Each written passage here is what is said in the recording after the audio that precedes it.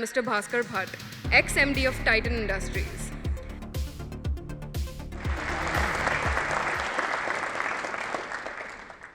It's thank you, Ravi and team, for inviting me to speak to this really large audience that I can see. And well, I think that introduction of mine is a little too flattering, and I certainly feel good that I'm talking to you here uh, at the invitation of Value Quest. I do have a presentation to share, but I'll spend maybe 20 minutes on the presentation. But just to give you a background, during my stint at Titan, where I started in the sales function, and even before that in Godrej, where I was in sales, I have seen the change that India has gone through. And I used to think that I have seen the greatest amount of change during my career. And now I see that that change, what used to happen in 20 years is now happening in 5, and what probably happening in 5 years will happening in 1 in the next decade. However, the point is beyond that, what I kind of realized that India has historically been about change. And I think apart from all the metrics about our GDP, our population, our demographics, our GDP per capita growing at a certain rate. I think culturally, as a people, we are open and we embrace change. In fact, uh, it is not corporates and there are institutions and people who drive change. There are three kinds of people: people who resist change, embrace change, and who drive change. I think there are very few who actually in India are resisting change, and that is because of our diversity. For ages, at least for 1,000 years, we have been able to absorb various cultures and been able to mingle with all kinds of people. So, what I'm going to talk about in the next 15 to 20 minutes, in a way, plays into that. And I'll take only one example because you people have better understanding of what opportunities for business lie ahead. And I'm sure the morning sessions have covered all that. So I'll start sharing the screen.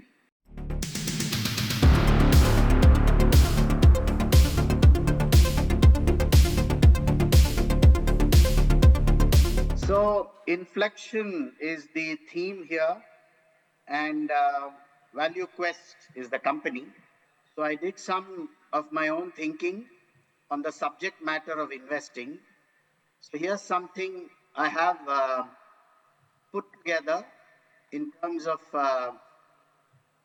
since Value Quest is the company which has been here for now, I think 28 years.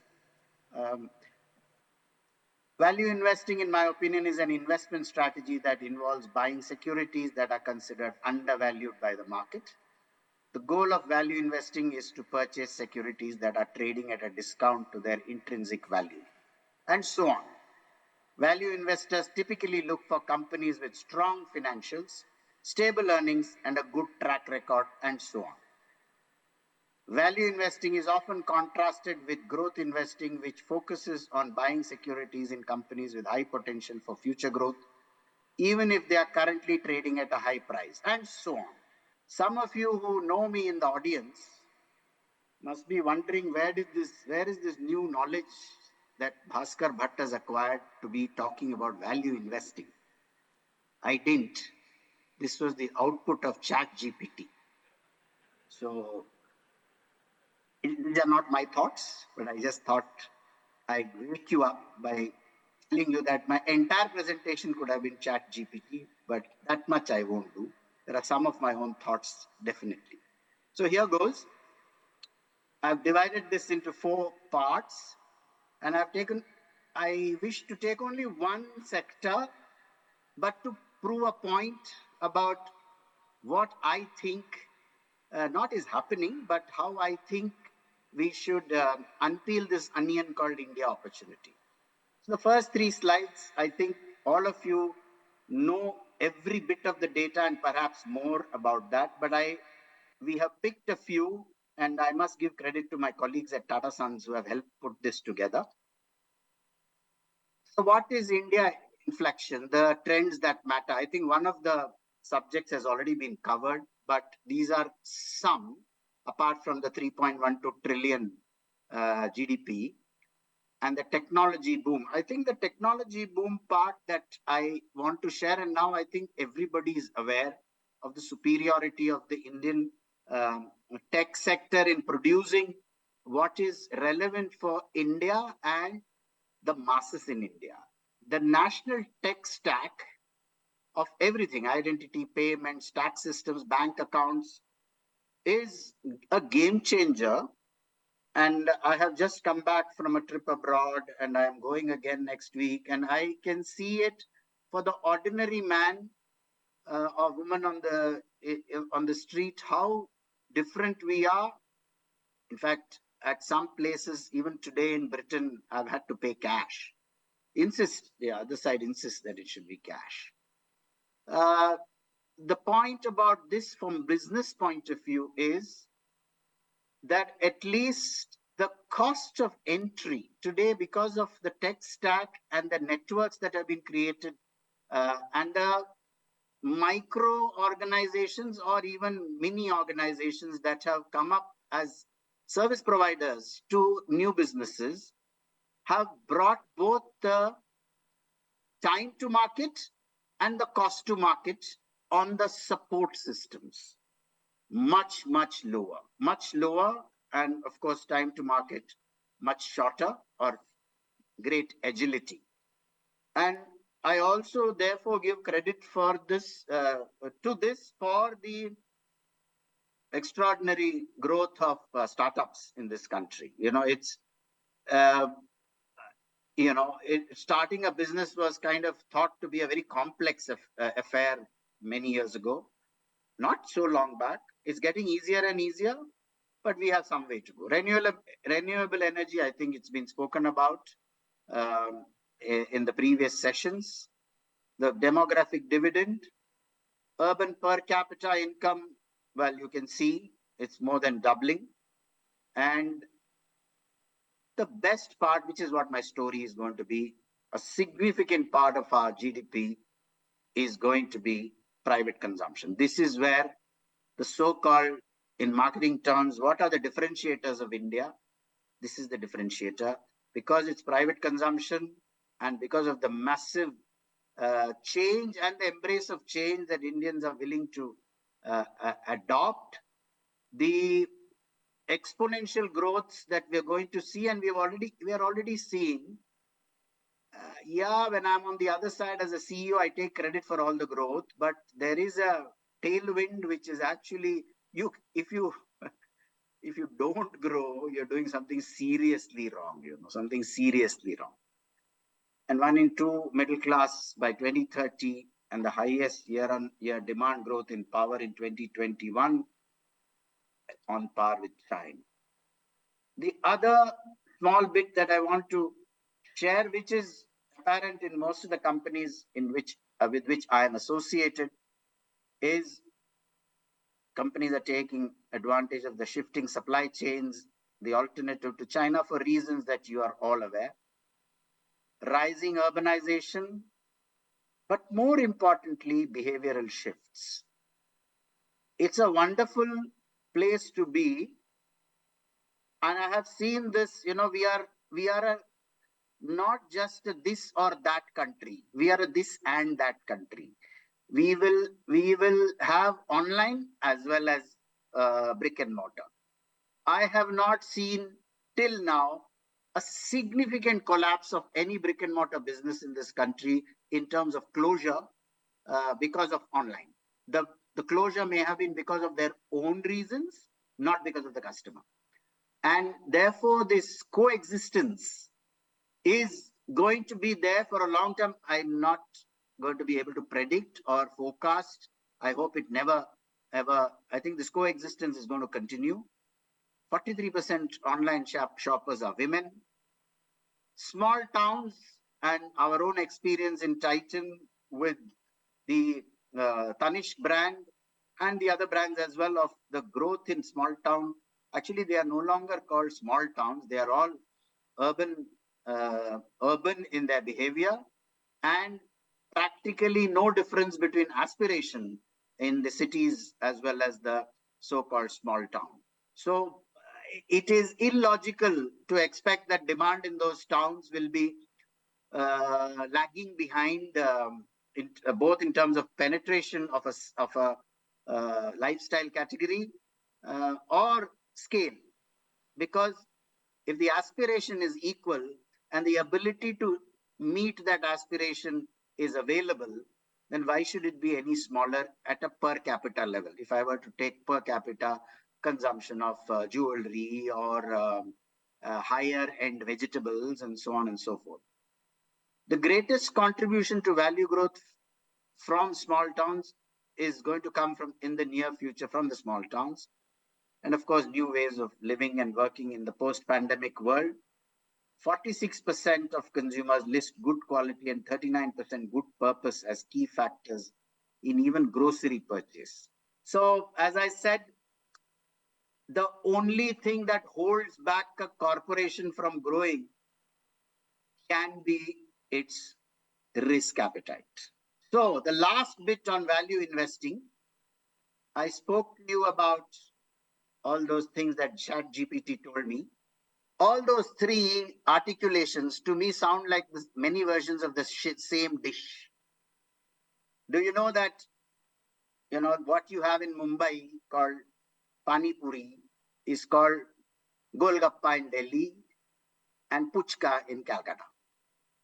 That innocent idli in the airline menu is called, I think it's is given a name which I couldn't understand, and then I open it, I see, oh, it's after all the idli, So like that soji upma that is sold, that is given to you is called semolina something. Why can't you just say upma? So there's many versions of the same dish when it comes to investing. I, I mean, this is not critical of any individual, any corporation, but finally, it's about money and the return on the money that you've invested. Some of us invest based on a company which is doing more of the same, which is scale. They are excellent at doing something, and whether it's in the technology sector, TCS and Infosys and Wipro and all, the universe of opportunities is huge. So do more of the same at the same kind of business model and get us returns. And then there are the big bets that corporations take, saying, okay, it's not just India, I'm going to go global, or it's not just one state, I'm going to go national. And the big bets on categories, sectors, that is one kind of investment opportunity that attracts you. The third, there is an emerging, I believe, from my point of view, small is beautiful. There are people who are unearthing small, beautiful little gems, and they don't care whether it grows or not, but it just, is so attractive. If I were to take small, one of the oldest brands in watchmaking is called Patek Philippe. They reduce production year on year, so that, and they make money on the premiums or the waiting periods and so on. Now that's a very bad example, but that is not the small is beautiful. But small is beautiful in many ways. When you come to a restaurant business, or there's a small brand but very successful brand called Ramraj Cotton in Tamil Nadu, and they, I don't know how many of you know, it's a white store. Only white clothes they'll sell. But very good quality, exceptionally. I mean, if any of you want to wear a veshti, dhoti and all that, they have zips and so on and so forth. So, like that, small is beautiful. They're stuck to the knitting, remained with Tamil Nadu, now come to probably Chennai and gone to, Bangalore and gone to Hyderabad, and so on. But small is beautiful. The last is different is desirable. This is the Titan story. That is innovation, what new things are happening, what new sectors are being navigated, and so on and so forth. So all four, but there are many versions of the same dish, as far as I can see, which is पैसा कहाँ लगाऊं, कहाँ return आएगा, और मेरे bandwidth के अंदर क्या हो सकता है. I'm sorry, I'm speaking in Hindi, but I can speak in Tamil if you want. So I'll come to the emerging consumer landscape. So we did some exceptional work, and I'm not saying we as in I was involved, but the group. And this is not based on research that was done. This is based on, the next few slides are based on just going through articulations in various media, social media, in publications, in research done by others. And that's a very good model. It again brings costs down of understanding or building consumer insight quite considerably without having to commission research. So, well, I suppose you know that this younger generation is the big contributor to the future in terms of demand. But even there are two categories: millennials and Gen Z. So my story is why we have picked this is, at all times, there are large segments of population whose behavior actually influences other segments. And when Sachin was 16, Tendulkar, 16, 17, 18, and he was batting so wonderfully, his batting inspired the whole nation. His style inspired, it wasn't his age. So it is the excellence that you achieve, and this one is more about size and rather than excellence.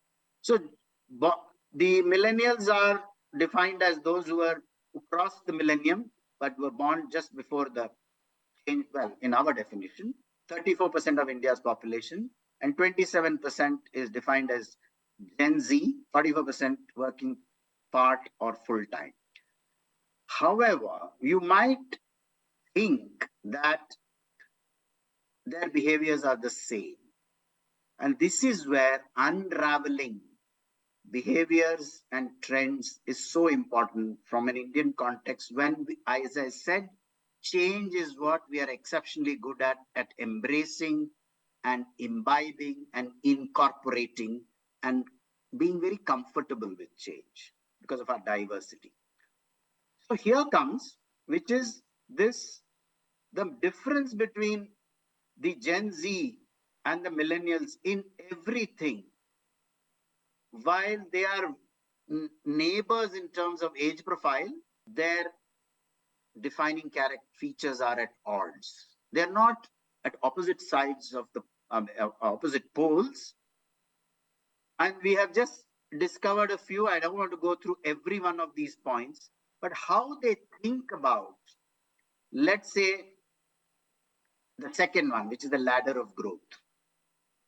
You'll be surprised that Gen Z actually looking at incremental progress because they are worried about the future. Whereas millennials, and because they were pre-COVID and, that boom in the country, etc., happened and is continuing, they're looking for dramatic, leaping imagination of upgradation. Social media, for example, you'll be surprised. The Gen Z take a grim view. They recognize the need for social media and crave for it, but they also want real world connect. Whereas millennials, more pragmatic, they understand the cons, but switch in and out. They're, when comfortable, they go in to social media, participate. Family, you'll be surprised. Family is central to living of Gen Z. I don't know, some of you may have perhaps experienced it. They're more so, as far as family is concerned, want to be connected and spend time with them. Whereas millennials, it is important but balanced with friends as being another part of their And the last one, which I want to really deal with, is mental health. The millennials are not as conversational about mental health. They understand the increasing stress, but don't use the language of mental wellness. They're not vocal about gender and sexuality, whereas Gen Z is more open. They grapple with its woes and voice them out, and they're open about gender and sexuality. Now, why am I sharing this with you?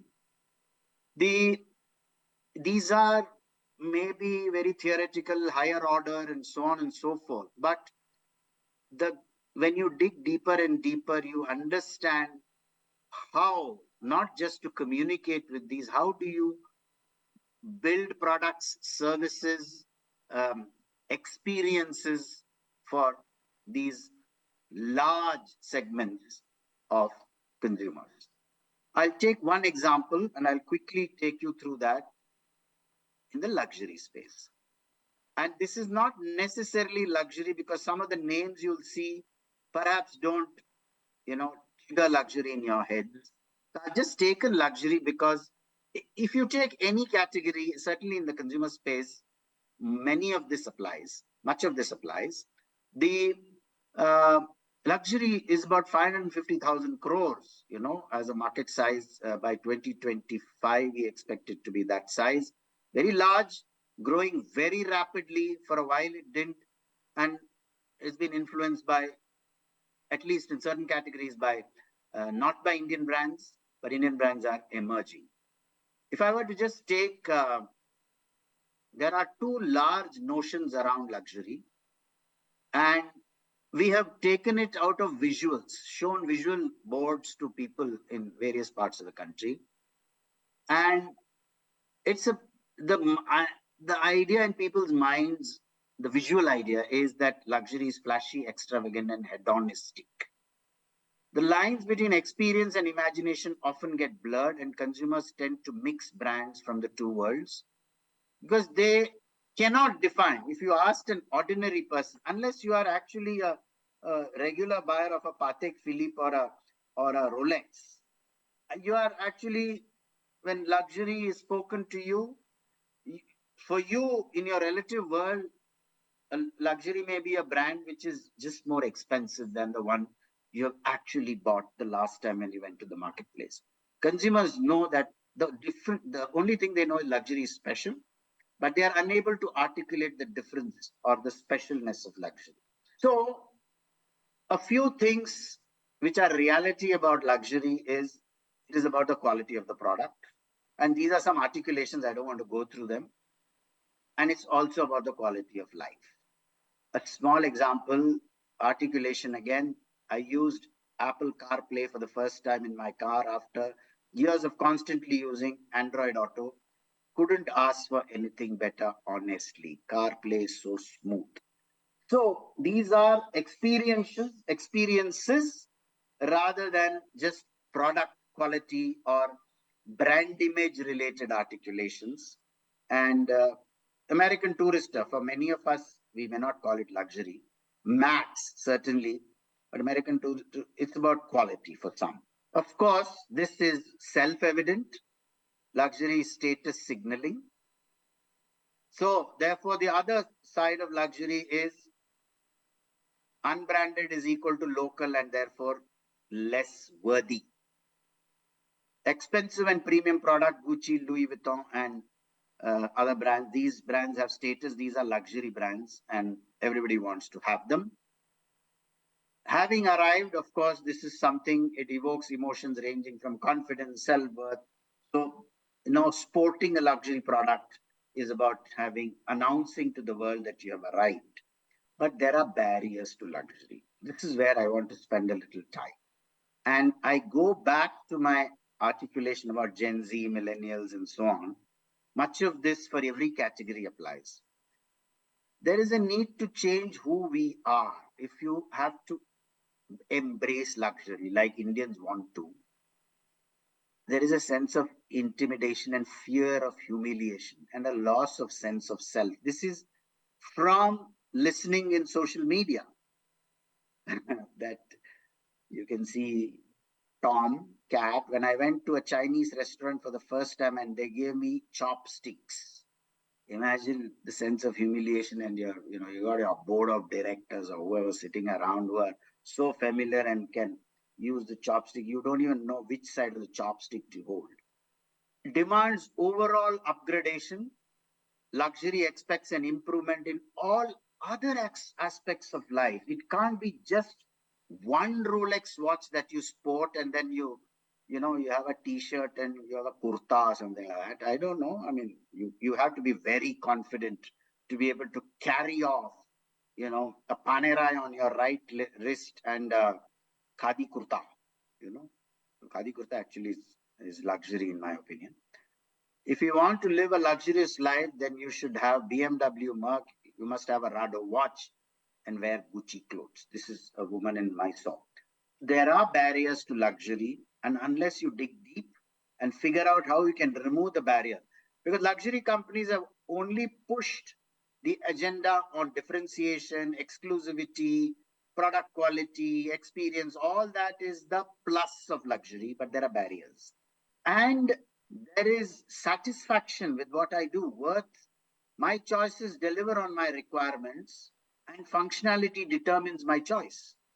So we will think that if all these services we are getting in 3-star also, then why should we pay so much charges for a 5-star? It is not that we are poor. We will think that we can also save if we are getting same services in less money. This is an actual articulation from Aurangabad. Trust in relationships. I used to work in Godrej, and I remember the Godrej Storewell, the kabat, jo bolte hai na cupboard, was a must in every middle class Indian house, and the Godrej Navtal was a must. I've got used to it. Why should I change? And it's such a good quality product. It lives, you know, this whole stylish drawing room or bedroom and, furniture that should match at that time used to be. We would actually customers would want what the neighbor has. Today customers don't want what the neighbor has, because that's the new uh, emerging trend.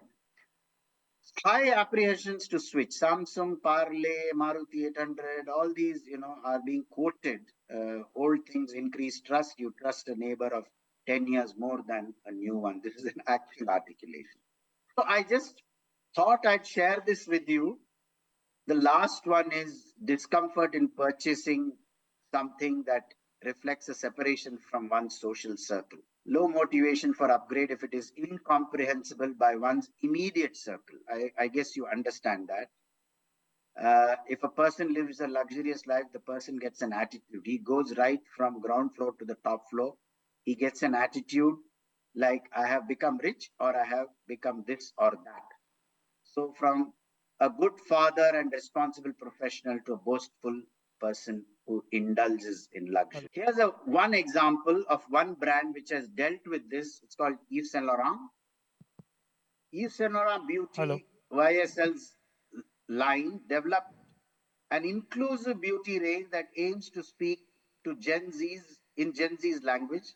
The new collection, which they launched, combines luxury and sustainability with skin care meets makeup products. And the best part was the launch campaign features transgender model and a queer comedian and actor. Now, this is where brands are going, just to be able to connect with the Gen Zs. Community Connect is what redefining is all about also. So the Gen Z's top concerns in India are about educational skills and training and climate change. Millennials, it's about unemployment and climate change as well. But the, the laddering is different for the two. There is a lost in loneliness problem, depression, anxiety, delirium, heart condition, cancer, Alzheimer's, and there's a number called All the Lonely People. 7.5% single parents, 39% in single women, 9 million migrants annually, life expectancy at 70, steady increase in the last 150 years. You get lonely as you get older.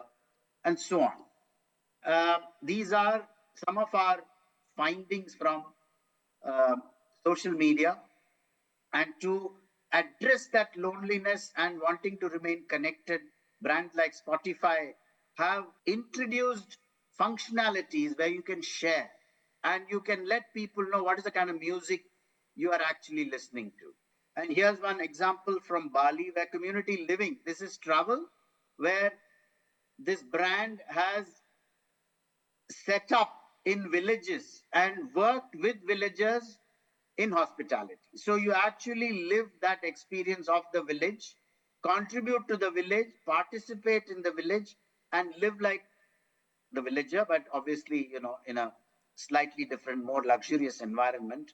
So these are some examples that I thought I'd share with you. The last is the world of wellness. I think wellness, you are all aware. I would uh, these are, shall I say, softer points that are becoming more and more apparent in consumer trends. It's about physical and mental, social, and outcomes. Just to give 3 sentences on that. Physical is more than being, it's also the way you treat your body. Ideal body appearance doesn't mean healthy. We prioritize skinny as being good and fat is seen as ugly, but that doesn't matter anymore. Many of in the new age. Mental, it's being able to manage stress and anxiety. Some of our findings, I can share this as a presentation. Brands like Gucci have partnered with others in the technology space on a journey of self-discovery. This is the best example I saw, which is Unilever has a brand called Living Proof, which is an AI hair care advisory tools, gives personalized routine and product recommendations uh, to not just about the look of your hair, but caring for your hair. So, why have I made this presentation? Is the question that I have here to ask you. How does it, is relevant for this audience?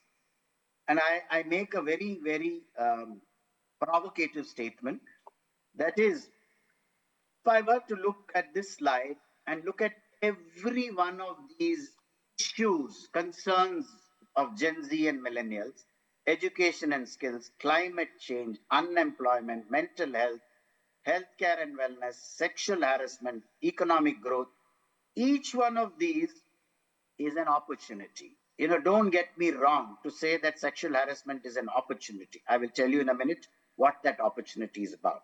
Each one of these, if you understand, dig deeper, apart from the numbers that you know, getting people employed from unemployment, obviously there is a, I'm not asking you to invest in a headhunting company, but there are opportunities everywhere. But how should we look? Is it the same way, this whole thing about, recipes, different names for how to invest and applying different metrics and all kinds of things. So here's my point that when we look at it as impact, and therefore I call it impact investing. So is it return on money invested, or is it beyond that? How should we look at this? Is there a new way? And I'm sure it's happening worldwide. So the last slide, I'll go back to my first articulation. I didn't know, so I asked ChatGPT. Here's what ChatGPT says. Impact investing is a growing trend in the investment world as more investors seek to align their investment with their values and make a positive impact on the world.